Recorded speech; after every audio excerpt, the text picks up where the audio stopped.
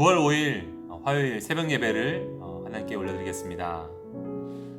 오늘 우리에게 주신 하나님의 말씀은 열왕기상 2장 1절에서 12절 말씀입니다. 제가 읽겠습니다.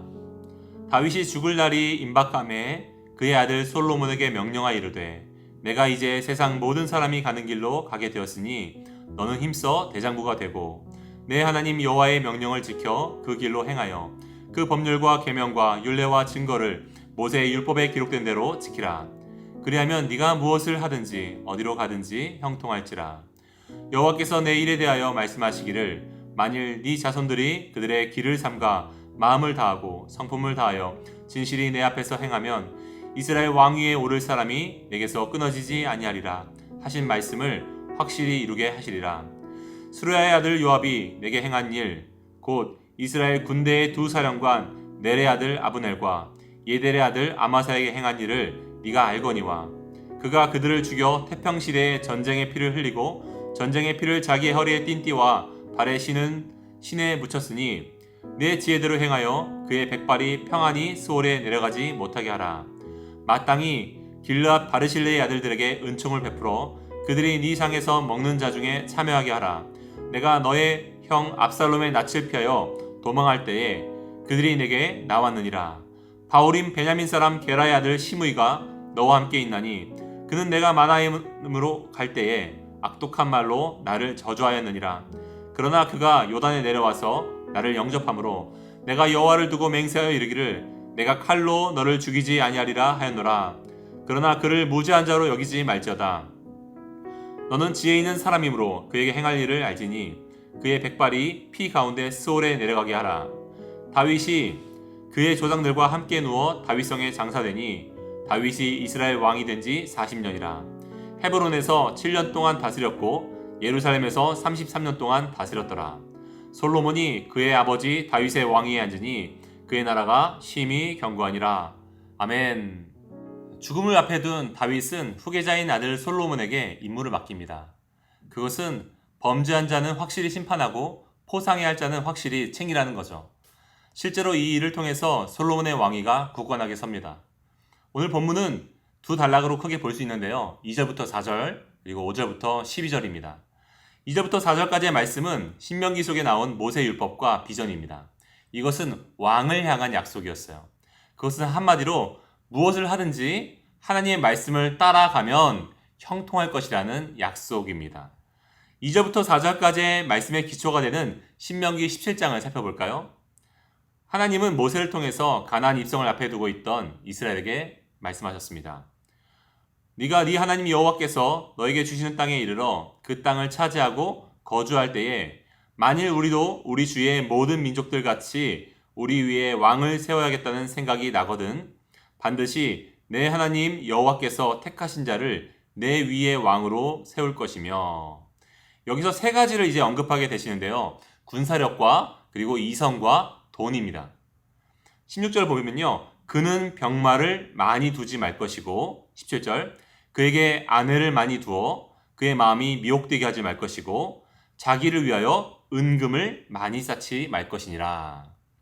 왜 이 세 가지를 많이 두지 말라고 하셨을까요? 군마를 두려는 것은 힘이 필요하기 때문이겠죠.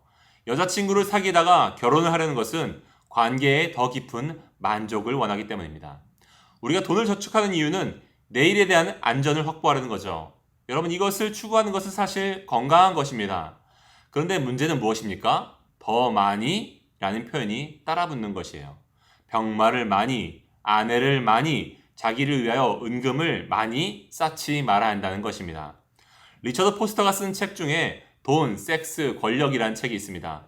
그는 이 세 가지 주제가 인간의 가장 큰 욕망으로 보았는데요.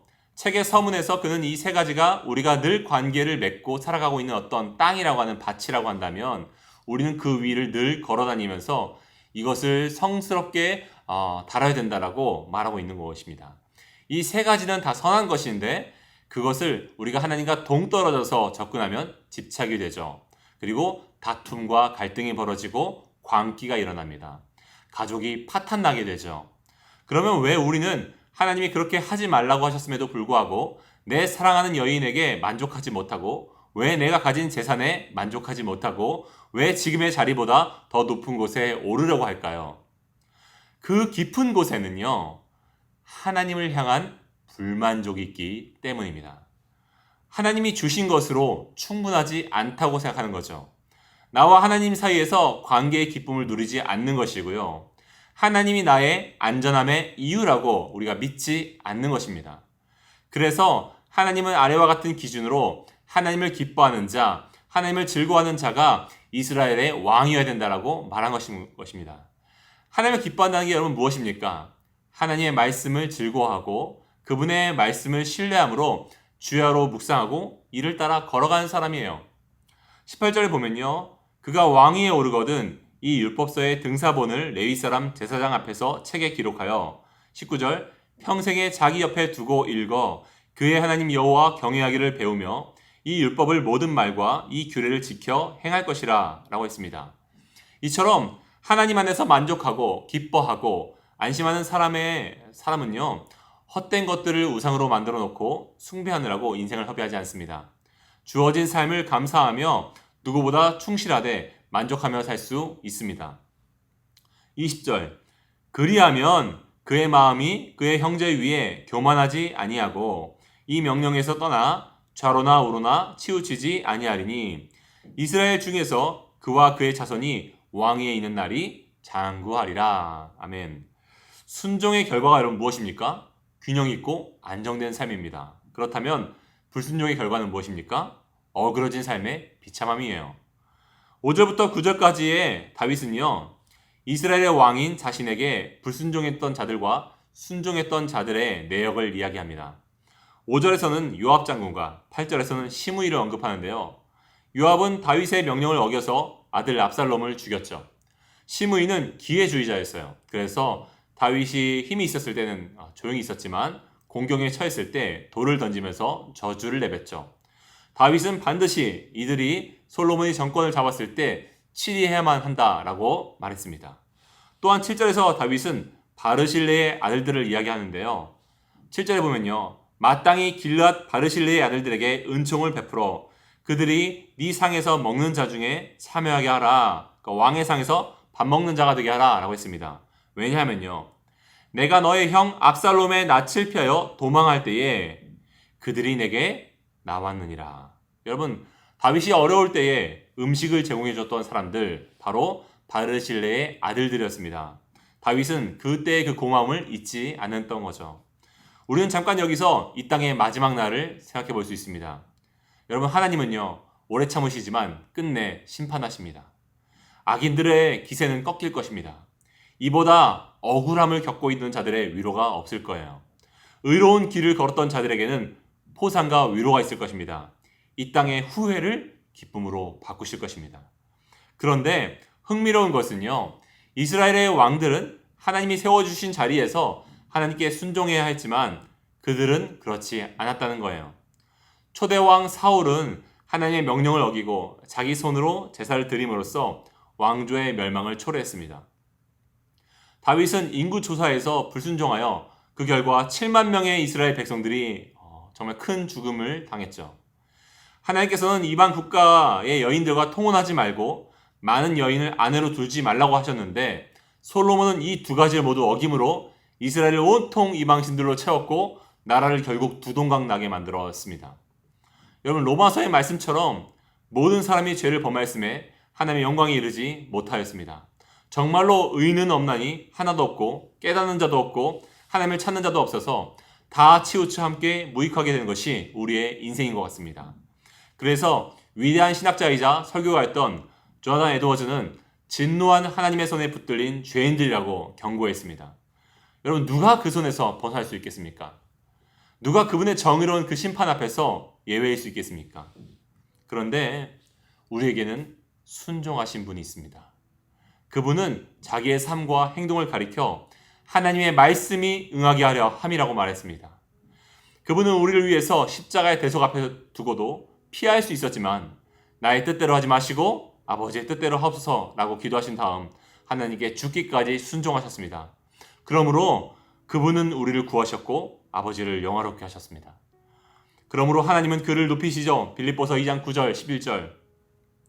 이러므로 하나님이 그를 지극히 높여 모든 이름 위에 뛰어난 이름을 주사 하늘에 있는 자들과 땅에 있는 자들과 땅 아래에 있는 자들로 모든 무릎을 예수의 이름에 꿇게 하시고 모든 입으로 예수 그리스도를 주라 시인하여 하나님 아버지께 영광을 돌리게 하셨느니라.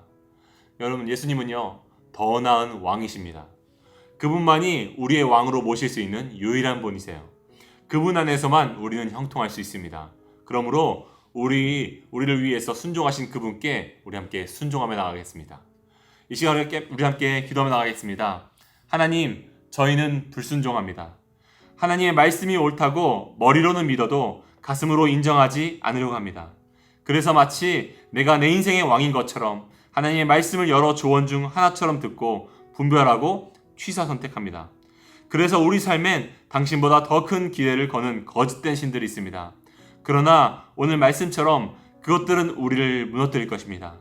당신이 아닌 데서 찾는 안전과 기쁨과 만족을 얻으려는 우리의 모든 시도는 실패가 될 것입니다. 그리고 우리는 그 부작용에 주저앉게 될 것입니다. 예수님, 우리를 위해서 생명까지 아낌없이 내어주신 그 순종하신 당신을 그 무엇보다 신뢰하면서 오로지 당신께 순종하기 원합니다. 예수님의 이름으로 기도합니다. 아멘.